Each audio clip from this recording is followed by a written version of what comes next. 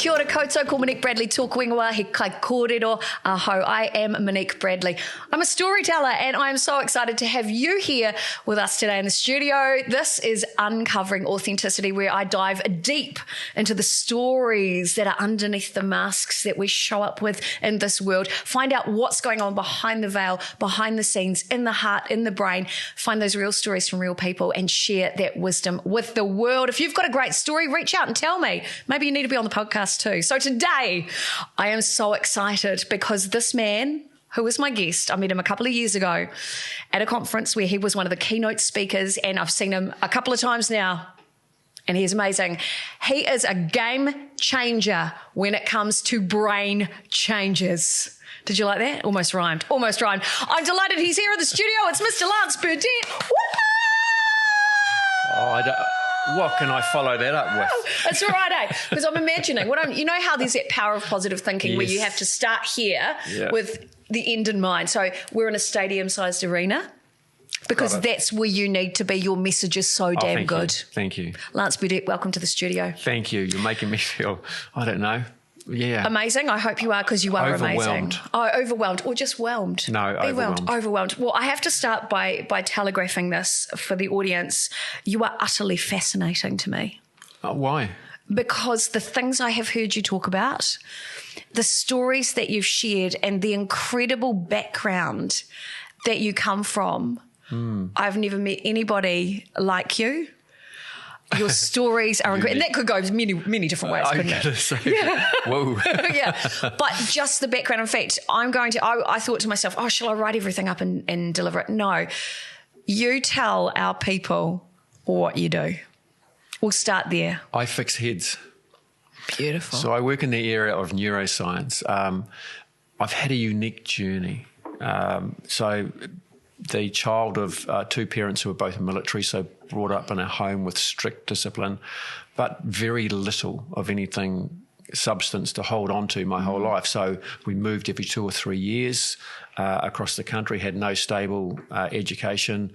I looked back at my report cards. My mum, bless her, she kept all my report cards from back then. Disruptive, class clown, needs to focus, all that sort of stuff. Punished. Sounds like mine, yes. Punished throughout school life. I was the one that sat in the corner. I was the one at high school that was outside the principal's office all day. And so, it was an unusual upbringing. Left high school with no qualifications whatsoever. And something life-changing happened. So I became a builder initially because that's the highest score I got in school certificate in those days. Oh, wow. And then something happened within that. I didn't really like the building industry, and at the age of 35 decided to join the police for an easy lifestyle. I thought it was kind of a good job to go to. Wow. Well, a couple of cops turned up one day. We had a burglary on the building site, and they were laughing and joking. One of them had a bit of blood on his shirt and a button missing. I went, sounds like a bit of you. that's a bit of me. Driving these flash cars and, lights and sirens. Yeah. Let's have a bit of that. And it wasn't until I got to the police college and I couldn't learn and I was struggling. And so... can I just dive into that? What do you mean you couldn't learn? Is it that you couldn't understand the concept of learning? Was it that your brain wasn't open? I just couldn't learn without rote learning. And I have to memorize things. And that took a lot of effort, right? And Lance can't spend effort. And I'm going to get to why that is a bit later if I might. But I didn't know what I have, right? And what was happening inside my head. I thought everyone was like this. Why can't I be like them? And so the whole concept of my life is trying just to fit in. That's all I wanted. I wanted a friend I could call a lifetime friend. You see the TV, the movies, with all these lifelong friends, and I just wanted that. And I couldn't. There was always this disconnection for some reason. And so I just thought that was kind of normal. I spent a lot of time alone, so a lot of time in my own head, a lot. And not being able to switch it off. And when I got to the police college, I was struggling to learn. Other than rote learn. And so one of the behavioural science tutors there took a group of us aside who were struggling and said, you need to learn new ways. And so she ran a special class for us on how to learn differently. And that was the game changer for me in that I realised you don't just have to keep memorising things, because that's no one. I mean, in schools, do they actually teach you how to learn? No, they don't. No, they don't. No, and you so you have to regurgitate what they share. All you're doing is repeating. And I thought, how can people do this? I can't do it. There's no connection with words on the page. That's exhausting. And so I would.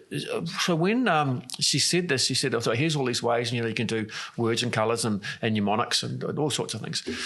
And then I thought, well, I might try something different. And so what I tried then was just writing stuff down on a piece of paper, but I'd write it down, and it ended up looking like shorthand, but I could read it, no one else could. It was just words. And I've actually done this in workshops, showed them, the quick brown fox jumped over the lead log, and I just do that, and I can read it. It's like shorthand.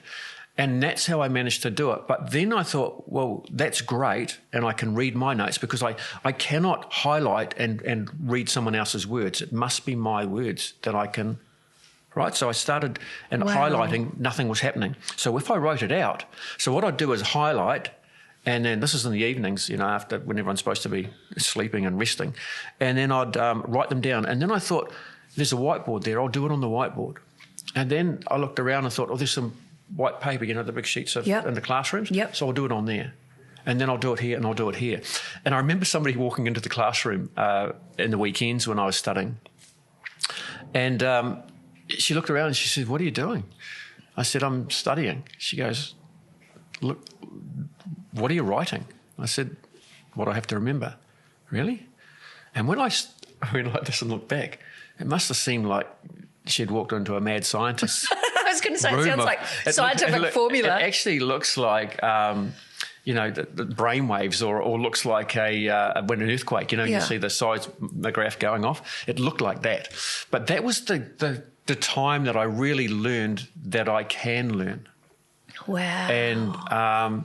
And so then I went through my police career, did very, very well. One thing I can bring is immense focus. So I finished quite high in that, then couldn't sit still, after just 2 years, within 12 months, you're a temporary cop essentially, and you get this, and they say, right, you're able to go through. And then straight away I looked at ways of how I could progress. I became a detective within sort of 4, 5, 6 years. I did the induction course. No. Well, it's quite quick. Yes, absolutely. Yes. So the induction course, the detective's induction course at the police college, is designed to put you under such intense pressure to see if you, because you have to have huge attention to detail. Right. When you're examining scenes of crime. Yes. When you're thinking outside the box. Lance could do that. And he didn't know why. He just thought it was the ability to write things down. And so I did very well and progressed right through the career. Time to leave the police. And it's only just, what am I going to do? My wife says, you like to do training, you like to do coaching within the police. I did a lot of that. I said, yes. And she said, why don't you start a business? So I'd worked in the 111 call centre.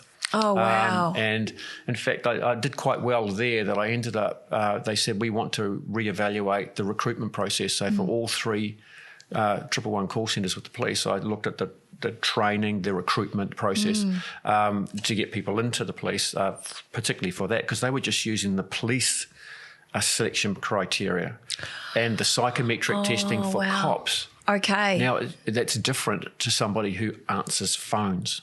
Very different. And so I looked at all that and did quite a good job there. But then I started to speak my mind, because there wasn't enough staff on the phones and people were getting sick and calling, and it's Sunday night. High pressure situation, right? It is. Well, there's a phenomenon that happens when you answer a phone. 1, you imagine what the person looks like, and 2, you over exaggerate the negative of what they're saying. Oh, wow. And so what I was realising was as a cop, you would read the job or get, in those days, it would get over the, you're going to this, apparently there's blood everywhere, and, there's people screaming and there's windows smashed. And so you have this imagination in your head of what you're going into. And when you get there, it's like nothing like that.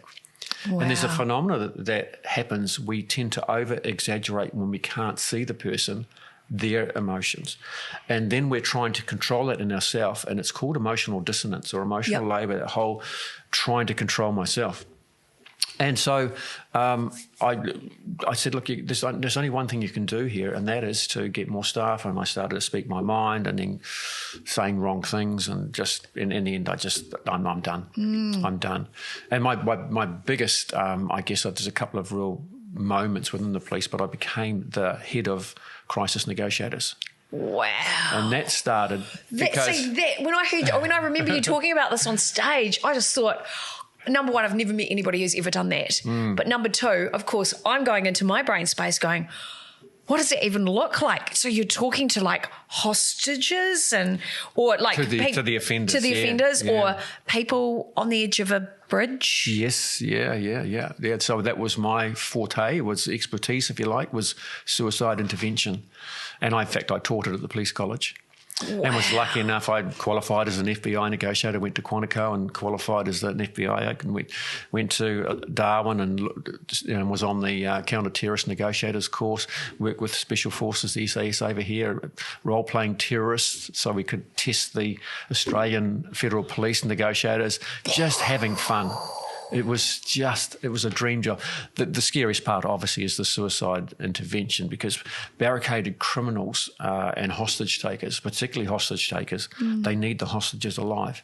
So police have control over those. It's different if it's a kidnap situation, because they've got what they want. Yeah. Whereas a hostage, they're using them as leverage. I know. And so those are the scariest ones. But the people standing on the wrong side of the bridge, wanting to take their own life, that's quite scary, but you follow a process to keep you safe.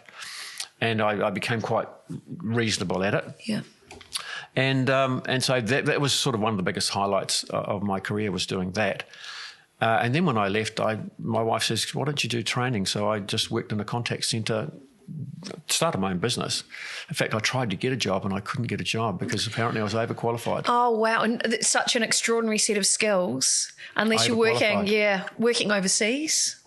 Too overqualified. Wow. Well, it's exactly that. And so, running also the VIP protection squad and witness protection, running those teams, you build up a special set of skills, and particularly interpersonal skills. So I just had a laptop and a bit of a program, got taken into an organisation. It went so well that I thought, well, this could work. 6 months into any business, you know this, 6 months into a business. Oh, yep. And yeah. You run out of energy because I'm sitting there, still in my jammies at 3 p.m, doing emails and making phone calls and thinking it's going to work soon. I've got a website. This will work. No. Oh, sorry, I shouldn't giggle at that, but I do hear, having worked in digital for a long time, the amount of people who have said, well, I've got a website and I've done a video. Why haven't I got any leads? Sorry, I digress. Back to you. No, that's exactly it. Yeah. So when we built this website, and this is just as I was leaving the police, I'm very lucky. My son-in-law was able to develop a great website for us. And, every day I was checking it because I took a break, right? Wife and I went overseas for a while. And I keep looking, there's no emails coming through. There's nothing. Wow. What? So I just sat down with a spreadsheet of government departments, started with that because that's what I know. And then I went to banks and insurance, and now we've just got this, great flow-on effect. And it wasn't until, and it started to go well. So when I went down that hole, my wife she said, give it 2 weeks. And this is a learning for me and anyone starting a business, is you must be 100% committed. It's this or I don't. Oh, and that's so juicy. It hit me, and so she said, 2 weeks, go as hard as you can, and that's all it took. And I went, right, she's given me permission. Let's go for it. And wow, it just took off, and it's that you must be. You can't do a part-time. Look, I'll have this as a fallback. There's no fallback. And there's no, I'll do this alongside that. There's none of that. It's all or nothing. And you must go all in hard. I didn't have that all in hard because I was just getting a bit of work and life's like this. You have to work hard to get the benefits. And the harder you fall, the higher you rise. And so...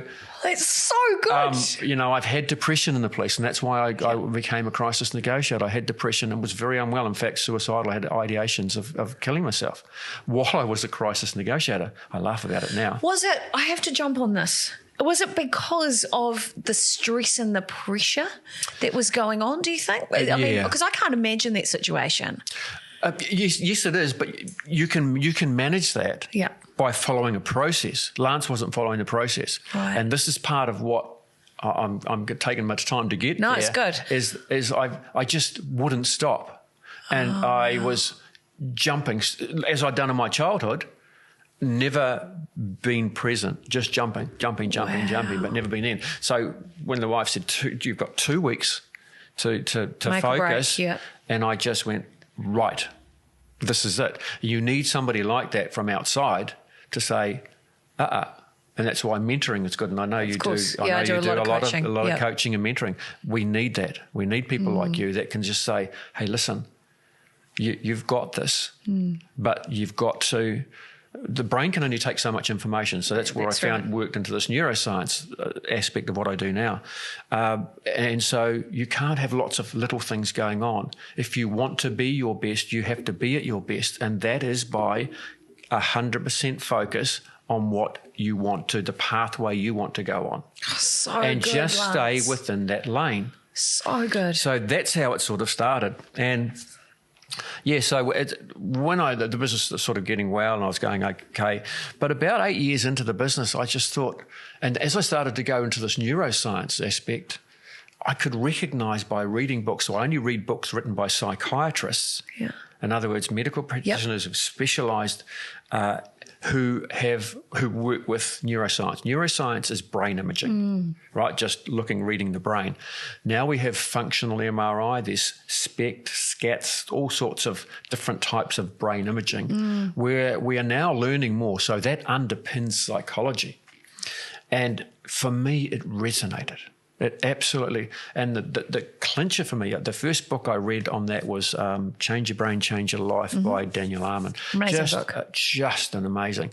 And he talks about how people coming to his practice, the first thing you do is put them into an imaging machine to see if the brain working. And he's no longer surprised at the number of neurological differences that the brain is not processing thing. Yeah. So that's not a psychiatric issue. No, it's a biochemical issue. It's a biochemical rewire the brain issue.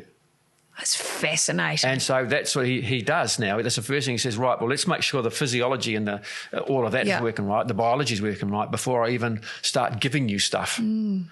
And I read in it, in fact, I was coming back, I was getting filmed for a TVNZ did a doco on me about the crisis negotiator in crisis. And I got to the page where it said, and a blow to the head at a young age can cause a disruption within the brain. And just tears came into my eyes on the plane. And the producer behind me, because I'd been doing a filming over a whole week, says, "Are you okay?" She's thinking I was thinking about that. And it was this. It was eye-opening. You can see I've got little glistening eyes now. I can. And I remember at the age of 3 playing on a jungle gym at a kindy thing. And in those days we had concrete. They put concrete on it, right? Yep. Kids can't get dirty. Let's put concrete down. And I smacked my head on it and I was sick. I can remember it was about 3 or 4 as a child being very, very ill. And I've got a white patch on the back of my head, a scar from it. And that was the catalyst for me to start discovering why am I different? What's wrong? Would that be me? And the more I read, and then I thought, no, I'm going to do this. And my family have been talking about it, and it's so common and very young. We've got grandchildren to have be neurodiverse. Mm-hmm. And so I decided to have a look at ADHD and see what that was. And so there's an online accredited one, so you have to go to the university websites, right? So that's where you go. Well, off the spectrum for ADHD. Wow. And for me, that was just such a cool thing to understand. Yeah. And when you read about the traits and when you read about the way the brain works and when you read about the identifying the fact that there's no connection in childhood and that, fear is a massive part. So fear, so that's the depression was not looking after yourself. Burnout was a classic part of it. I never sat still for 5 minutes. So when I was doing all these scary things, right, what's next? Because you're looking for a dopamine hit. What's right? next? Yep. What's next? Yep. What's there next? You know, and you just keep, and of course the brain says, well, I think you've had enough. Down you go. Yeah, and so it just shuts down. And so you feel weak when you've had what's wrong with me? Why am I different? You are no different to anyone else. And the thing is, it's just the way your brain processes stuff. So this whole, and then I've gone backwards, right back to my childhood. And this has just absolutely changed my life. So it's not a formal diagnosis. I don't need one. Because I have some traits such as OCD. You've probably seen me do it a couple of times because that wasn't straight. Yeah. I did notice it. The leaf's got to be facing out like that, and and it wasn't quite in the middle the second time I put it down. How are you coping being in a studio with millions of cables everywhere? Don't look at them. Don't look at them. There is some, I know. Yep. You could put cable ties around quite a few of those. Yeah, I know. It's not my area. Yeah, we'll talk, I know. Wow. So when did you get your unofficial diagnosis? About 2 years ago. Okay. And it was in fact, after lockdown, I noticed there was a whole lot of behaviours coming out in everyone. And so I went more into this different stages of ADHD, the different, I guess it's not, I keep thinking in my head, unusual behaviour, the difference of the way the brain works. And there's so many. And now our biggest one is our memory. No two people in the world have the same memory, and so they can't. And when you learn about how the memory is formed by just two things: repetition or the emotion at the time of the event. Makes sense. So, we learn the times table. It's drilled into us. And how do we do that? Rote learning, right? We do sing songs and we do all sorts of stuff. Well, that's how most people learn, but other people learn quite differently. And what's special about them? Well, their brain just processes things slightly differently. So, mathematicians and scientists and people, their brain's quite different. They have this ability to see a wider picture. And then when I learned about that, I can now see a wider picture on occasion. I can see some things that really, but I'm great at looking from a different angle. Are you one of, as someone who is similarly neurofabulous, that's how I identify, are you one of those people who can see, like, if you come up with a new idea, is it completed in your head? And so it's already done and it's almost a drag having to go back and do it all to get to that done stage. Yes, I can see the end. Yeah, the end. The end. I know what I want to, but then no. So this is where we're different. Is that I like the schedules. I love having the logical aspect of things. Wow. So I want to know, how did I get here? So you're a linear thinker. So I go to the end first and then work backwards, which is what I did with my life. I started, right, you've got this diagnosis, let's go back. Mum was, and she handed them to me. I never looked at them. I've still got them from when I was 6 right through, every report card she's kept.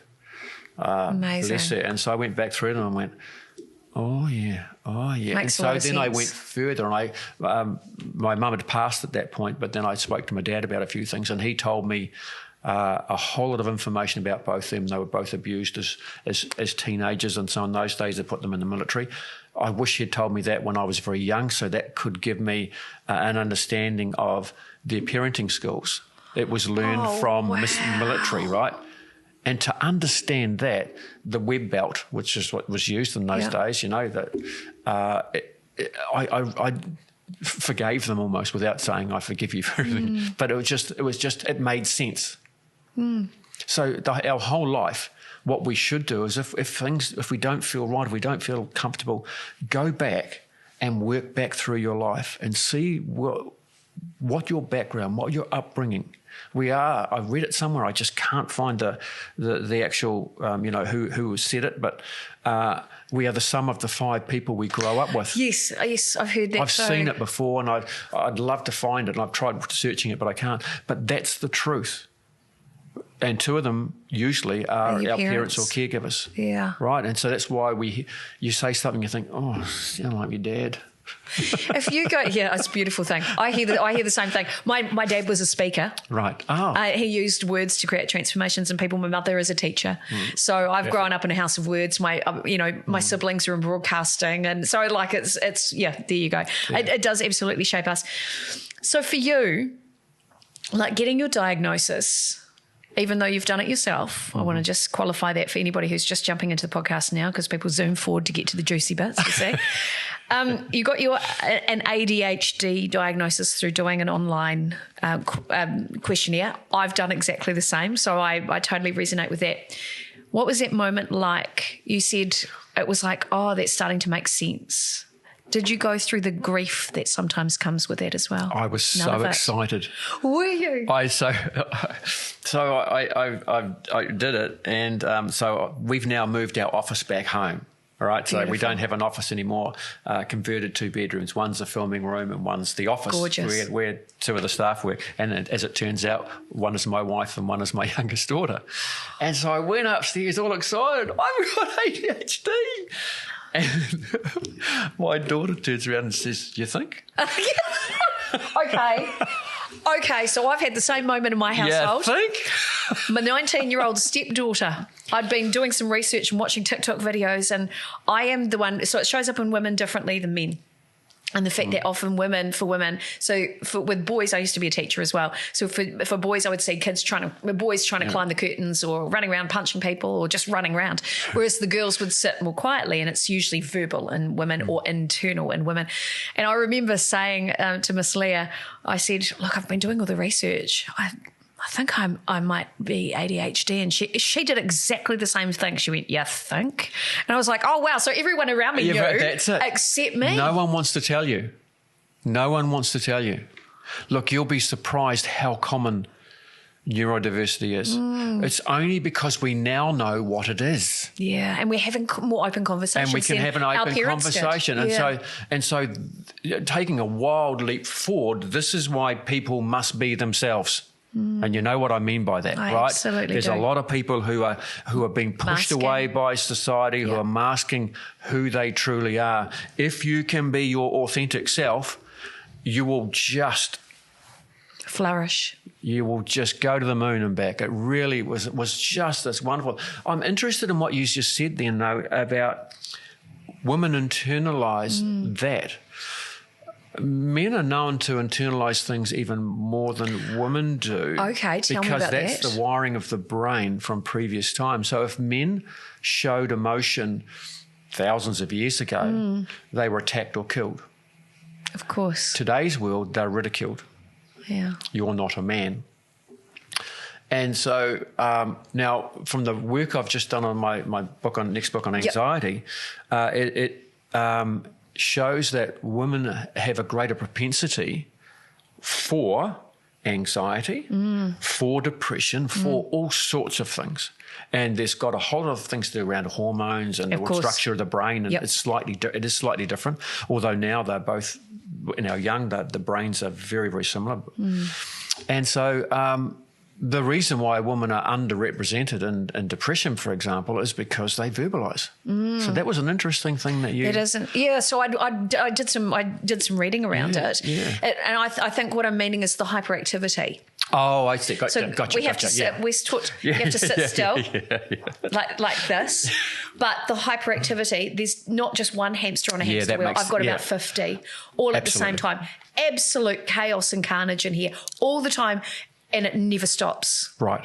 There's no one can validate this, but it's believed that it came from, well, the way I explain it in workshops, whenever that, I try and avoid it. Yeah, it's a big topic. I try and keep away from it. Well, it triggers people, right? And people say, you've got no idea what you're talking about. And, all that stuff comes out when you're talking about... And that's the thing. But generally across those sorts of things... So men had one thing to do in life, didn't they? Procreate. Oh, sorry, 2 things. Oh, okay. And get some food. Hunter-gatherer. Hunter-gatherer. Where did your brain go? I went straight there. Yeah, you went straight there. Yeah, well, we go and gather and we come back and then we're rewarded. There you go. Wow, that went there. Okay, keep going. So then we're rewarded, right? So that was that. Now, what did women have to do? Look after the family, look after the everything home. else. Yeah. Mm-hmm. Everything else. And when you look around at families in the 50s and 60s, when Dad gets home, there's the pipe and the slippers and the sit down there. I'm getting dinner on. Here's the sit down. You've been busy. What's the that's the traditional home, of course. And so that's there for a reason. So if men now, the struggle began with Gen Y. So men in particular. Now, because of the advancement of technology, and in particular mobile phones, right, cell phones, but the real when we started to be able to collect photos, we'll be able to search on our phones, we'll be able to do that, it changed the brains of our young. Really? Because every time we look at our phone, dopamine's we're getting released. a dopamine hit, of course. Now, dopamine rewires the brain. And the analogy I use, it's like putting water into clay. When you put water into clay, it makes it malleable. You put dopamine into a brain, it makes it open to new suggestions. Now, we can use that to our advantage. Of course. Right? But if we overuse it, and that's why phones are addictive. We just not addicted to our phones, we're addicted to dopamine. Yeah. And so you can lift your baseline of dopamine to reduce that by breaking things down into smaller chunks. The brain's wired, get here and you'll be rewarded. If we can break it down to, we got to get the rewards all the way along in smaller doses. So you're more likely to achieve more that way, right? Absolutely. So if you want to change a habit, you work out what is it you want to change and what are the small steps you can take every single day to start changing it. And then you're going to change your habit much quicker than 60 to 80 days. And it will be more sustainable. And it's more sustainable because it rewires. It joins a synapse connection. So our neurons look like oak trees. Yep. And that oak tree joins that one and the roots of that one and the branches. And so if you want to, you just follow that same pathway and then at some point you just launch into another neuron. That's so cool. And that's a synapse connection. And that's made by dopamine. This is utterly fascinating. So if you understand the concept of the brain, and in fact, there's some great research coming out, if you can actually imagine it happening inside your head, that's why I take time to explain this to people sometimes. Not every workshop, but some of our workshops, I take time to just draw it and say, and that's what you want to get. And then, so here's a classic practical example. During lockdown, a lot of people absolutely cleaned their house like they've never cleaned it before, right? We're hardwired to go and clean the cave. Wow. All right? There's something wrong with my wiring. So we put... Well, some people sat around and said they watched Netflix. And so I just drank. I'm not going to lie. I got all sassy. Sorry, keep going. No, that's fine. But then, okay, let's... Yeah. So some people... Perhaps too much of a generalisation. Yeah, there you go. But some people lot of people cleaned. did that. Yeah. Right? And so when we clean and tidy, we feel safe and secure, which is the old Maslow model. Yeah, of course. And so now it's about going home every day and just doing one small thing. Like don't clean the whole fridge out, do one shelf, just something really small, change the light bulb, do whatever it might be, and you're getting a little rewards. And then all of a sudden, home feels safe and secure by doing the smallest possible thing you do consistently will have the biggest impact on your life long term. And that was a mic drop. That's how it works. Here's the thing. Over the years, I've as a speaker, I've worked at conferences where I hear coaches saying that, but nobody has ever explained why. You're the first. Oh, thank you. That's incredible work, Lance. It's not. See, for me... It's brilliant. Thank you. But it's not mine. All I've done is read a whole lot of stuff. You're the deliverer. So take the compliment. All I've done is read a lot. So 400 research papers going into the next book. 400. I said in the book 200 and I went back and had a read and I went, that's one folder. And so a lot of work has gone into it to find it, and there's a whole lot of new ways. Why? We can't just say, here, everyone do this. We're all different. Yeah.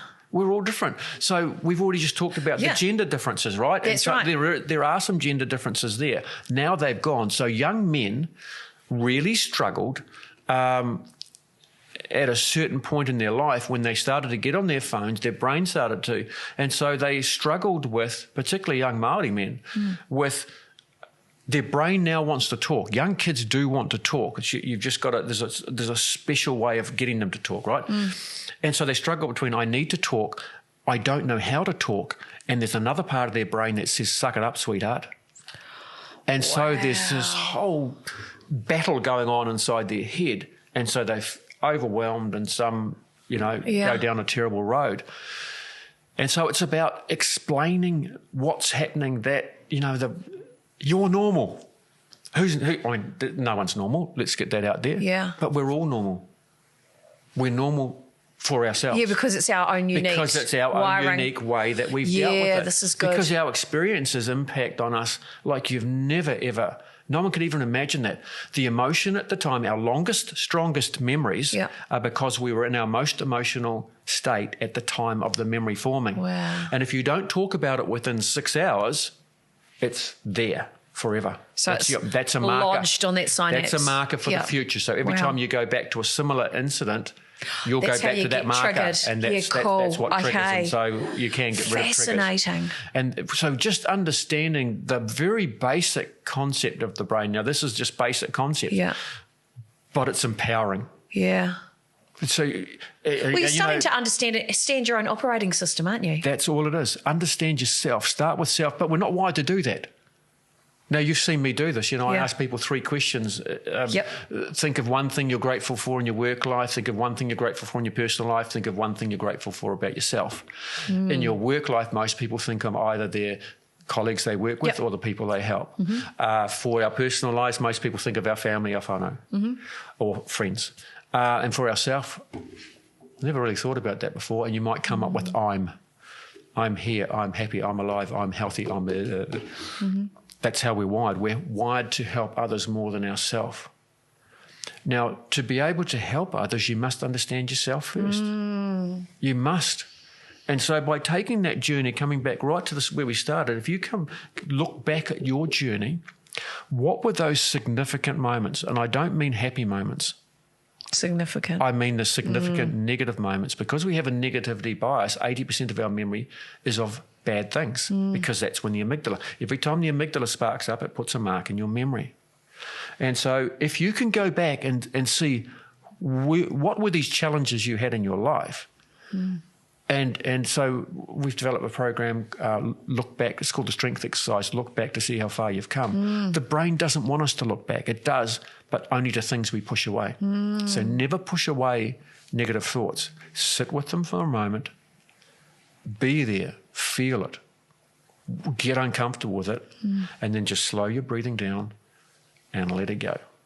And that doesn't return, because that's the memory saying, look, this is unfinished business. Is it trying to protect you? It's the brain has one function, and that is to keep us alive. Yeah. Forget all the learning. That is bollocks. We have one function the brain has. It's in the stem. It's hardwired. The stem has 2 particular things. One, it is our bodily function, the automatic part. The second part is to keep us alive, and it does so by avoiding danger.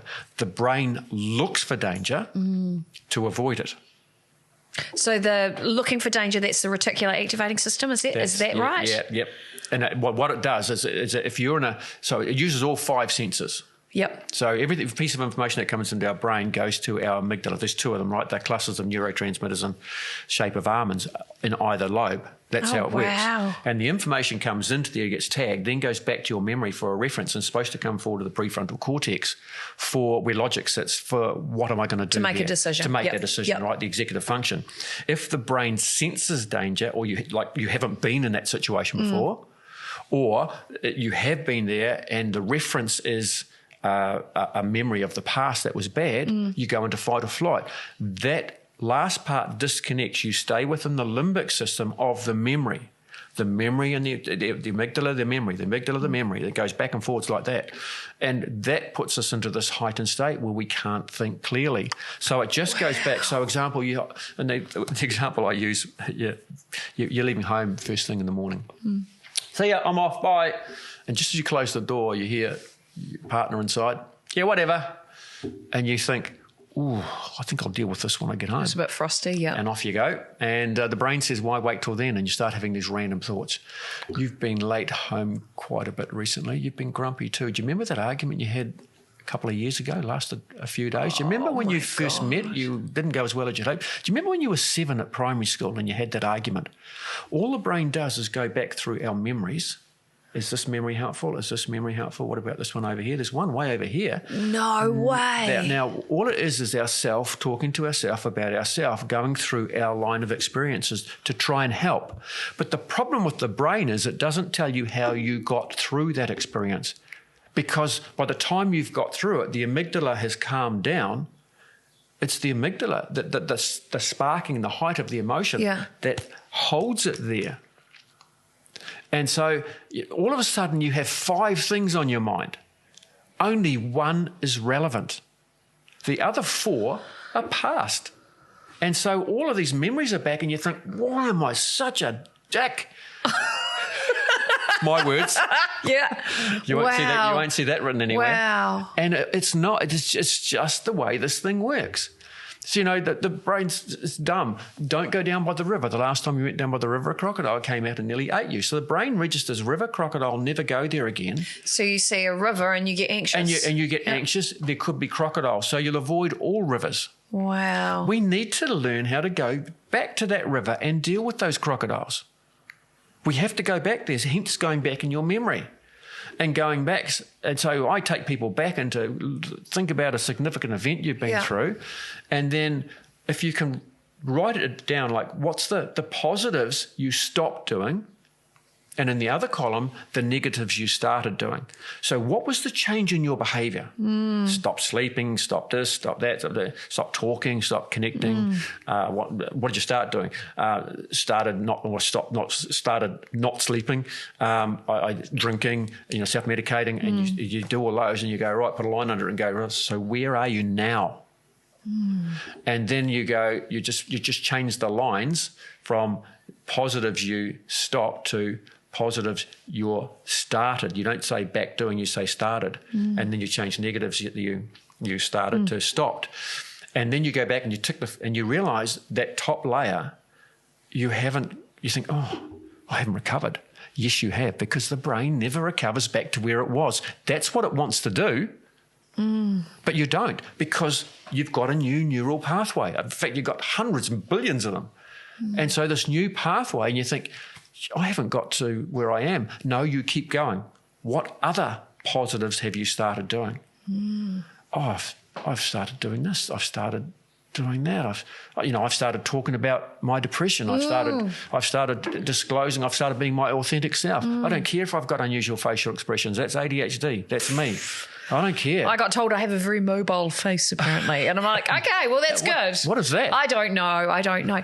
It's just And so when you do that next part of it, you realise how far you've actually come. But the brain doesn't register because there was no emotion as you gradually change. It's a gradual change. So there's no...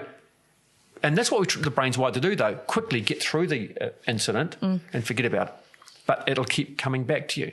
Unfinished business. I cannot overstate the fact that we all must go back to these negative events and reopen them. Wow. You have to. Lance, this is so good. I feel like I'm sitting in a masterclass. This is just incredible. It's just incredible. Send you an invoice. Oh, yeah, I reckon. Yep, checks in the mail. That's what they say. This is incredible. So since you have gone through all this learning, self-discovery, and now you talk about this on national and international stages, like you're a big deal. I'm not worthy. No, but you are a big deal. And you talk about this understanding that you have. I know that you're educating everyone and you're doing all that great work, but what has been the transformation in you since doing this deeper level of work? I'm still going through the journey. Great. And it's a lifetime thing. I'm so glad you said that, because I think it doesn't stop, does it? There is no... Look, this, I've got a goal in life, and when you get to it, generally what happens is you die. The goal in life is to do all that you can before your finish line. And that's it. People say, oh, just chill out. life should be more of a marathon. No. You're sprinting all the time. I'm sprinting. You've got to love ADHD for that. I've got to chuck so much in there. I'm an active relaxer. That's what we kid ourselves, right? I had a trainer a couple of years ago and she said I was the same thing. Yeah, I didn't know I was ADHD at the time. So, but that's our way of coping with just doing something different is a rest. And so I guess for me that what it's made me now is more aware of myself. I know I'm narcissistic. Okay. All right, so I've got a small trait of that, and I know where that comes from, right? When you sit alone in a bedroom, who are you talking with? Yourself, yeah. And so that starts, a little bit of that grows, a little bit of that. So I'm now asking others, and I'm now more accepting of negative feedback and comments from others. Wow. And so that's where I learned about my facial expression. It was a very harsh way it was done. It was done on an online event, and somebody gave some feedback saying, and as for his weird facial features that he's pulling, those faces of his, you can tell him to stop doing that. What? And I said, have I got unusual facial expressions? And, the family turned around and go, oh, and look, it's come like, on now. See, I come from acting, so you're supposed to emote, And so you are, but not the facial expressions I have. Wow. So they're quite weird sometimes. And in fact, just recently we put a post up on it, and here's Lance with us. Oh, yeah, okay. Caught in that hole. And I just laugh when I said, that's me. And so my daughter says, can I put a post out with this one? I said, you go for it. That's and, being your authentic self. Yeah. And, somebody said, oh, Lance, it's just a snapshot of just a glimpse. No. When I get photos back, people who take photos of me when I'm up on stage, every photo I've ever got, there's very few we can even use. That's funny, because they're all. Well, I got, when we were at the UFDA You would have noticed I do this a lot. I'm always doing this. I do too. I'm always scared there's something in my nose. I know, and I'm so conscious of my facial expressions now. But it's enabled me to be myself. And so, and the other thing is, when somebody asks me a question, I don't hear a question how they're asked. So I'm assuming I'm getting them here. Okay, somebody will ask me a question and I have to, because I hear it differently. And this was a sort of revelation and part of the journey in the police. I was always asked to be on selection panels. And I was in the Waikato. And this colleague of mine said during the two interviews, he said, I love you being in the room. I said, thank you. He said, no, your questions are just way out of left field. And I just sat back. I didn't say anything. I thought, no, they're not. Because I want to be the same as everyone. You want to be normal. I want to be normal. Yeah, wow. And then so I thought, no, I'm not normal. Well, I am in my head. And so, understanding yourself, and that's given me this opportunity to one, be comfortable with who I am. Yeah. And I am who I am. But two, it's given me that ability to become a better person. And so, in relationships and that, it's very important to be your authentic self. And if you're doing something wrong, how can I do better? How can I improve? You just got to think that for a moment. And so when you do that, you just see, you grow, you connect with people. Because you suddenly realise, now we've just developed a program called Self. Self-awareness is the S part of it. Now, self-awareness is we sometimes do things that trigger other people and we don't even know. Our behaviours that upset others. Yeah. And that can be pushing people away. Yeah. So what this program does is take people right back. How did you start to learn? Let's do a quiz on that. A self-awareness quiz. Now, we run this quiz on, it's all called empathy, about empathy, right? And there's 30 questions and 10 of them are repeats further up. Wow. One of them's swapped over, and there's a whole lot of little, there's C, C, C, C, C, C, B. And so I take people back through the quiz and we start, it's a proper quiz, right? And we go through it. And then I say, but have you noticed something about these? Yeah, they're all C's. So what did you do when you saw that? What was your thoughts? So when they do this, I say, you must think about what you think about. Some people go back to check that the others weren't C. Some people just think this is the load of rubbish. Wow. Others say psychological babble. And so that comes out, and it takes a while to get there, to get the confidence to be honest. And then I'll just say, right, all of your behaviours you've said is what happens in your work and in your personal life. That's how you behave. And it's just like this light bulb goes on. Yeah. So the quiz is not about empathy. It's about understanding yourself. Beautiful. And how your behaviour interacts with others. That's truly what empathy is. It's understanding yourself and your interactions with others. That's empathy, right? So that's the dictionary definition. I didn't come up with that one. That's the dictionary definition. See, this is resonating with me on so many levels, because I have a couple of friends and I've never really understood what empathy was. Like, I think I've felt it, but I'm not sure. And there's a couple of friends I'll ring going, oh, hang on, how are you? Yeah. Like that, and we will laugh about it because I understand what it is, but I don't know how to feel it, or I don't know how to experience it. There's two things there. So that's being empathic as opposed to having empathy. Oh, that's so good. This is so good. An empath is somebody who feels the emotions of others. Yeah. They are few and far between that truly understand what somebody else is feeling. And we used to try and, fake it in the old days. We'd say, oh, I understand how you're feeling. I understand what you're going through. Rubbish. You have no idea what's going on in this. It's on my body and inside my brain. Yeah, exactly. Yeah. Live 5 minutes in my world. And so empathy is understanding your own emotions at the time and how they interact with other people's emotions. That's what empathy is. Whereas being empathic is listening and truly hearing what they're saying and having the ability to feel it from their perspective. You can only do that by shutting up and asking. And if you do that, you understand them now. And then you can help people help themselves. Yeah. So that's pretty much what crisis negotiating is about. It's about not seeing it from their position. It's about building a rapport that enables them to disclose the trigger and the hook, the two things. The hook is what you hold on to. The trigger is what you want to leave, the thing that's pushing you away. So when you understand those two things in a person, you've then got a greater concept. But you must start with yourself first, because that's the only thing you can reflect on is yourself. And your reflection is dependent on your memory and what you've done in your past. Oh, my So you have to almost goodness. go and be reborn to go back and then move forward. And I'll tell you what, once you go back and you do these things, go back through these things and do it in a structured way, your life changes. Your life changes. Unbelievable. Well, people say as you age, you get wise. Well, no. You just have more information in your brain to relate to.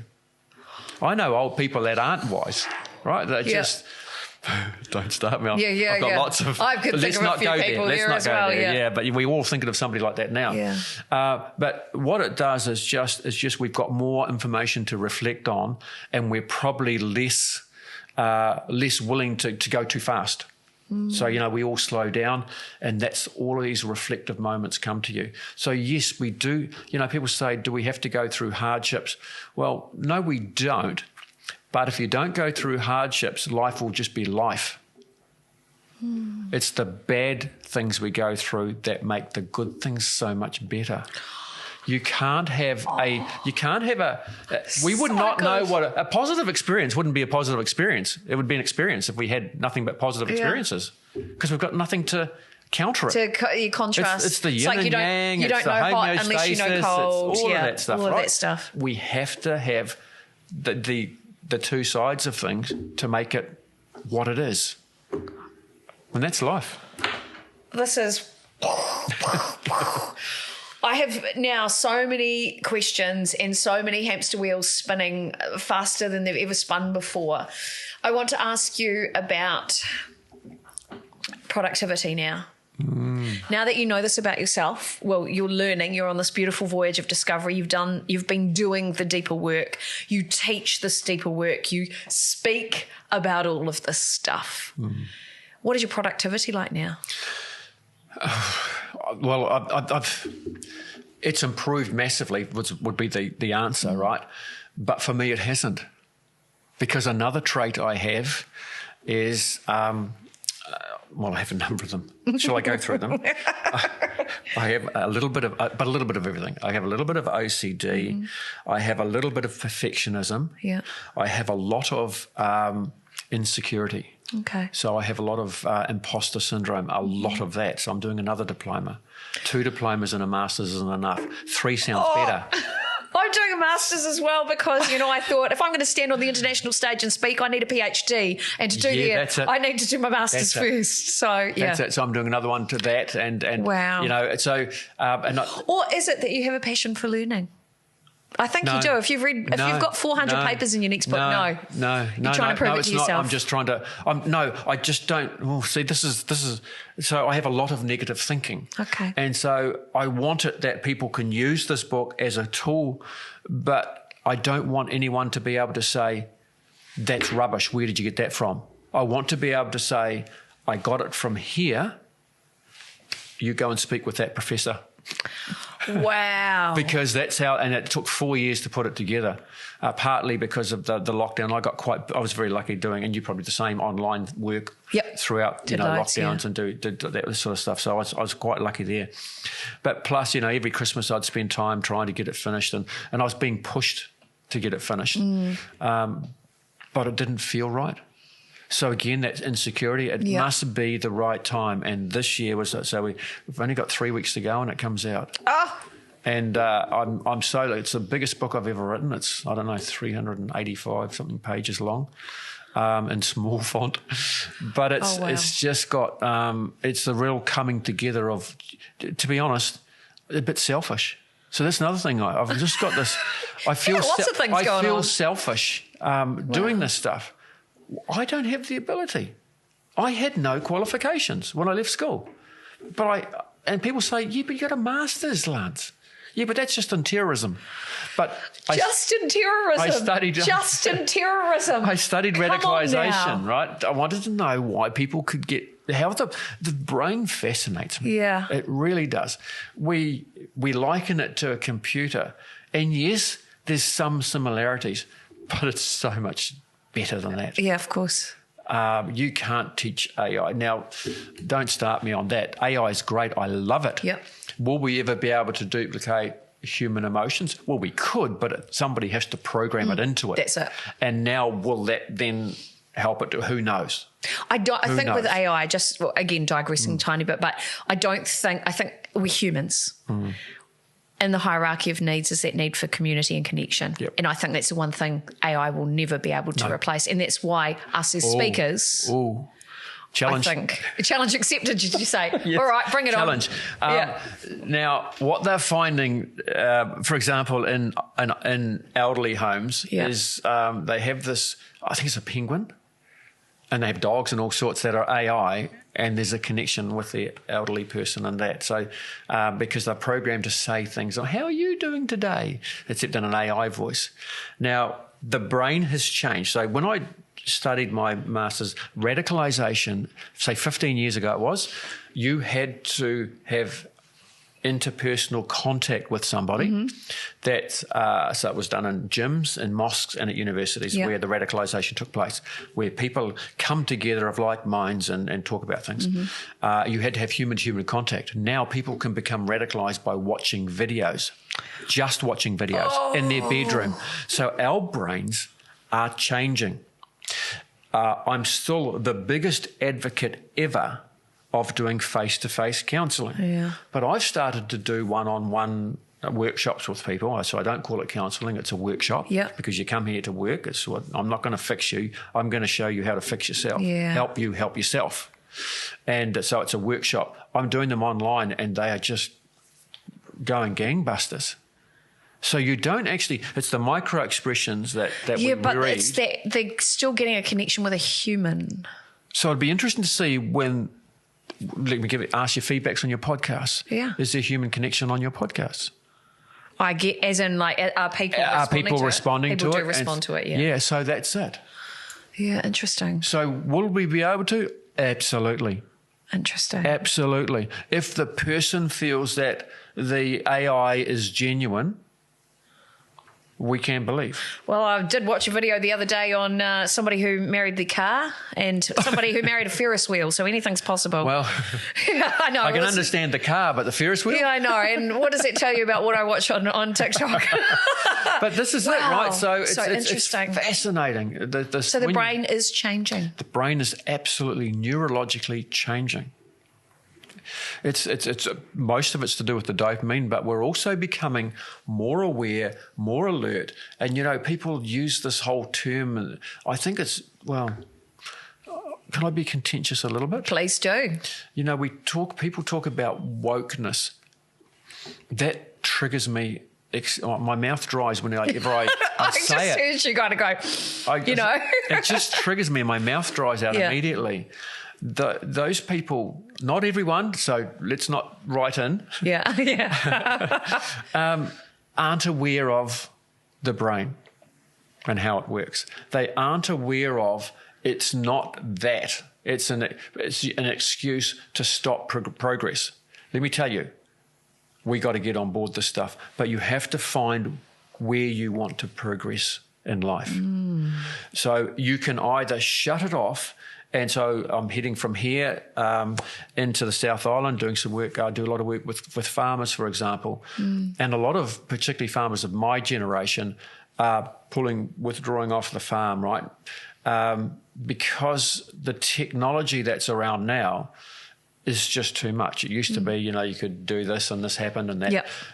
Things have got so much more sophisticated. Now, what I tend to see in the workshops is that the people who have just made an excuse for something. I'm not getting one of those phones because it's called a phone. I don't need that. I don't need that app. They're the ones getting left behind and the ones that are struggling the most. In the TV world, because obviously that's part of the world I work in, we call those people the digitally disadvantaged, and they're the ones that still watch TV. Absolutely. Yeah. Absolutely. Right. They're the ones that still want to see the news at 6. They're the ones that still want to see the world is changing. It is. Right. And we can't hold on to in fact, I've just got asked by an organisation who are running out of members because the members are all my generation. Right. And there's no young ones coming through because they're basing their rules upon this generation. Doesn't inspire people to come. The RSA is a classic one, right? So the RSA just said you have to be a serving member or they had these rules. And, Buck Shelford comes in and says, well, we got to change some things here. And so let's change some of these rules. Let's look at the membership. Can it be people associated with that? Can it be the children of it? Can it be amazing? Because you've got to keep evolving. You've got to keep evolving. The brain is, society is, the brain culture is. It all comes back to the brain. Our understanding of who we are in the world has just changed incredibly. So, I truly still do not understand what the word woke means. And I don't want to, because I just see it, for me, I see it as a negative word. I just see it as maybe you could just stop for a moment and think and listen and think outside the box. So, Lance, this is just phenomenal. I've learnt so much. Normally, at this stage of the podcast, I go, if there was one key message you want people to take away, but you've given me about 10,000, which is so good. So I'm literally going to go back through this whole podcast and I'm going to take out tweetable moment, or we should say X moment. Well, that sounds wrong, but you know what I mean. But you know what I mean? It's like normally I'm looking for those nuggets. You have been so generous in giving me so many. And I know from this that people will want to connect and want to get in touch. How can they do that? Easiest way is just put into the search engine Lance Burdett, but they can get to our website is warninternational.com. And what do you offer? Because I want people to know it sounds so bad, what they can get from you. It sounds like I'm pimping you out, but you know what I mean. The first thing is they can get a document when they go in there on how to get a better night's sleep tips. It's free. Amazing. The only way you can get it is to go to our website, Google rankings. Yeah, of course. That's it. We're all about the Google, yeah. And so that's there. But they'll understand a bit more about what the work that we do as an organisation. And I do a lot of work in de-escalation and personal safety. Again, it works in neuroscience. Simple example, what do you say to an angry person? Nothing, because nothing will work. So you wait for them to finish and then you validate. You're going through a tough time. I'd be angry too. Just say one little nugget and let them go again. Because human behaviour is we have to vent at least twice. When you understand human behaviour, don't try and fix people immediately. You just keep putting it back on them and you follow their lead. And then all the person hears is you're making it about them. And all of a sudden, there's that connection. Wow. So when you understand the behavioural science around human behaviour, it's magic. And then it's less of an impact on you. So, but there's lots of stuff. We've got lots of free stuff. We've got YouTube channel. We've got all things going. And if people want to do a workshop with you or book you as a speaker, is that done through that website? Through the website as well, yeah, thank you. We've got a couple of free videos on YouTube. So I do go down into the deep, dark places. And so there's one there on how to look after loved ones. So people who are parents or caregivers who are looking after someone who's struggling with suicide and suicidal thoughts, you'll have to put a bit of a warning at the start of this. Yeah. But I'm quite straight with that. And we also have one I've just finished, which when there's no one else. So in other words, it's a video that's for those who are in the middle of the night when they're really struggling. Just watch that video. Don't watch it until that time, and then you'll hear my story, and then you'll realise that there's others exactly the same. And you feel a little less alone. You just got to get through the night and then watch what happens and then connect with me, and I'm happy to help as much as I can. I feel like I need a cup of tea and a lie down. No, but it's so good. I need to allow my brain to integrate this all now, because every time I've heard you speak, and I've watched a bunch of your stuff online, and I'm always going, yeah, wow, yeah. And the neurodivergent in me, who hyperfixates on all this stuff too, is just like, wow, oh, yeah, it's so good. You've been so generous, and I am so grateful. And thank you for your presence and for being so open and honest, because that's what my podcast is about. It's about taking off the mask and showing who you are, showing up unapologetically yourself. Thank you for being you. I've enjoyed it. I have no idea what we talked about. Can I say that? That's why I love it too. I just sit there. I'm like, just get lost at let's the moment. hang on and see where it goes. Yeah. And I'm just absolutely delighted. There was just so much value, and you just gave that. And I can't even begin to tell you how grateful I am. My pleasure. Thank you. No, thank you for the opportunity. If the exciter in me can give the tiny bit of imposter syndrome that may be sitting somewhere on your shoulders or in one ear and let you know that you are amazing, you are great, you are more than enough, you are brilliant. Thank you. Thank you. Thank you. Thank you. If you've enjoyed this as much as I have, please, you've got to share this stuff. It's so good, right? I want you to share it, like it. Let's get up those Google rankings as well, because this content needs to get out to the right people, and you are part of that. I do want to thank behind the scenes here, the lovely Pete Ward, who is producing the podcast. Pete, you're amazing. We love you. And I really have to thank Lance for coming in today. All of the details of how you can get in touch will be somewhere around this video. Get in touch. If you need help and support, you know what he does, or you've got a little taste of some of the magic that he shares. But Mr. Lance Burdett, you are brilliant. Thank you so much. We are blessed and grateful to have you here. Thank you so much. It's been my pleasure. I've enjoyed it. I really have. I've got lost in the moment. I have no idea what the time is. Neither do I. I do know that I have to catch a plane soon. I do hope I get it. I hope you do too. Well, thank you so much. My pleasure. And thank you to you. Remember, take care of yourself and use your voice. Share your stories, because stories matter. Engari, ko Monique Bradley tōku ingoa he kai kōrero aho. I am a storyteller, and so are you. So make your message meaningful. Ka kite anō, inohora.